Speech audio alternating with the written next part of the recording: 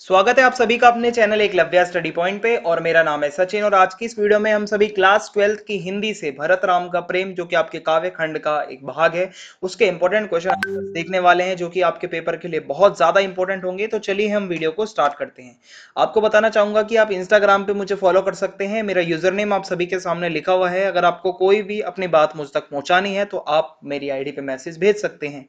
और आगे बढ़ते हैं अब हम। तो अगर आप हमारा टेलीग्राम ग्रुप ज्वाइन करना चाहते हैं तो class 12 ESP new group search मार के आप टेलीग्राम ग्रुप में ज्वाइन हो सकते हैं। वहां पे आपको सभी अपडेट्स मिलते रहेंगे और वेबसाइट पे आपको नोट्स प्रोवाइड करवा दिए जाते हैं। www.eklavyastudypoint.com हमारी वेबसाइट है। तो आज का हमारा पहला प्रश्न है, हारे हु खेल जितावही मोही। इसमें भरत का जो कथन है उसका आशय क्या है, इसका मतलब क्या है। इसका उत्तर ये होगा कि भरत के इस कथन का आशय है कि प्रभु श्री राम का स्वभाव इतना कोमल है कि अपने भाइयों का, छोटे भाइयों का यानी कि अनुजों का वो बहुत अच्छे से ख्याल रखते हैं। खेल में कभी दुखी नहीं होने देते अपने भाइयों को, खुद हार जाते हैं ताकि मेरे भाई जीत सकें। ठीक है, मतलब खुद हार के भी दूसरों को जिता देते, मतलब जिता देते हैं ताकि दूसरों को दुख ना हो हार का। ओके, खुद हारना पसंद है उन्हें, लेकिन अपने भाई को हारता हुआ नहीं देख सकते क्योंकि वो दुखी हो जाएगा। तो यही इसमें बताया गया कि कितने वो विनम्र हैं और कोमल हैं। अगला प्रश्न है, मैं जानऊ निज नाथ सुबाहु में राम के स्वभाव की किन विशेषताओं की ओर संकेत किया गया। श्री राम का स्वभाव कैसा है, तो ये दो पॉइंटों से आप समझ सकते हो कि पहला, श्री राम का स्वभाव अत्यंत कोमल है, विनम्र है। और दूसरा, वे अपराधी पर भी क्रोध नहीं करते हैं कभी भी। ठीक है, अपराधी पर भी क्रोध नहीं करते, तो ये उनके स्वभाव की विशेषताएं हो जाएंगी। फिर अगला प्रश्न है, वियोगावस्था में सुखकारी वस्तुएं भी दुख क्यों देने लगती हैं। गीतावली से संकलित पदों के आधार पर उत्तर लिखे। तो जो अब आपका पद वाला पोर्शन है वहां से ये प्रश्न आता है। तो जो वस्तुएं सुख के टाइम पे हमें अच्छी लगती हैं, सुखदायी प्रतीत होती हैं, जब हमारा वियोगावस्था का टाइम होता है, जब बिछड़न का टाइम होता है, जब हम दुख में होते हैं, तो वो ही वस्तुएं हमें बहुत ज्यादा दुख भी देती हैं। इसका कारण यह है कि हम उन चीजों को देख देख कर उनसे जुड़ी हुई जो अच्छी यादें होती हैं उनमें खो जाते हैं। और जो उनसे जुड़ी हुई जो मतलब जो यादों से जो जुड़े हुए जो लोग होते हैं उनकी याद आने लगती है। तो इस तरीके से हमें बहुत ज्यादा एक ऐसी स्थिति उत्पन्न होती है कि जिसमें हम बहुत ज्यादा दुखी होते हैं। माता कौशल्या भी अपने पुत्र श्री राम से संबंधित वस्तुओं को देखकर भाव विह्वल हो जाती हैं, बहुत ज्यादा इमोशनल हो जाती हैं और वह पुत्र के शीघ्र लौटने की कामना करने लगती हैं। फिर अगला प्रश्न है, गीतावली से संकलित पद राघव एक बार फिर आवो में निहित करुणा और संदेश को अपने शब्दों में स्पष्ट कीजिए।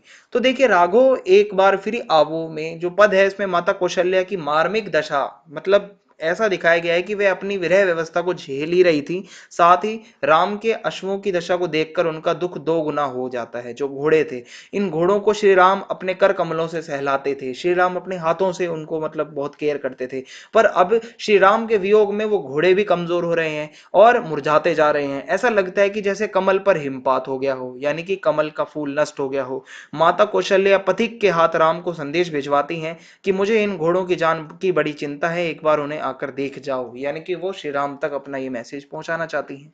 फिर है, मही सकल अनरथ करमूला पंक्ति द्वारा भरत के विचारों भावों का स्पष्टीकरण कीजिए। तो इसमें क्या है, इस पंक्ति से यह स्पष्ट होता है कि इस पृथ्वी पर होने वाले सभी गलत कार्यों के लिए वो खुद को दोषी मानते हैं, जो भी बुरा हो रहा है। और उन्होंने राम के वनवास के लिए अपनी मां कैकेयी को जिम्मेदार माना था, पर बाद में उन्हें इसका पश्चाताप होता है कि मां के लिए हमें ऐसा शब्द नहीं कहना चाहिए और वो इन सभी के लिए खुद को ही अपराधी मानने लगते हैं।